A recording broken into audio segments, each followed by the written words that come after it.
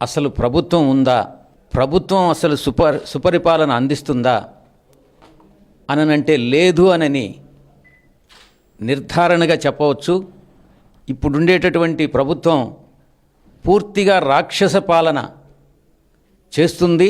ప్రభుత్వమే దీంట్లో భాగస్వామ్యం అయిందా, ఈ దుశ్చర్యలో భాగస్వామ్యం అయిందా అన్నటువంటి అనుమానం ఎంతైనా కలుగుతుంది. ఈ ప్రభుత్వంలో ఉన్నటువంటి గతంలో గుండాలుగా మాఫీ రాజ్యం చేస్తున్నటువంటి వాళ్ళు ప్రజాప్రతినిధులయ్యి ఇప్పుడు పరిపాలన సాగిస్తున్నటువంటి ప్రభుత్వంలో మంత్రులుగా, శాసనసభ్యులుగా వివిధ పదవుల్లో కొనసాగుతున్నారు. ఆ రియాల్టర్లు పాత్ర ఈ దుశ్చర్యలో ఎంతైనా ఉందని అన్నటువంటిది మేము బలంగా నమ్ముతున్నాం.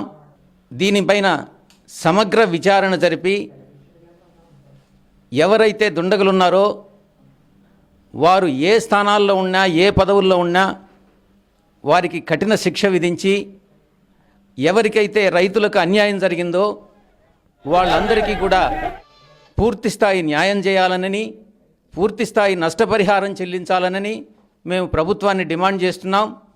ఇంతేకాకుండా సమగ్ర విచారణ పూర్తి స్థాయిలో జరగాలంటే చంద్రబాబు నాయుడు గారు రాజీనామా చేయాలి.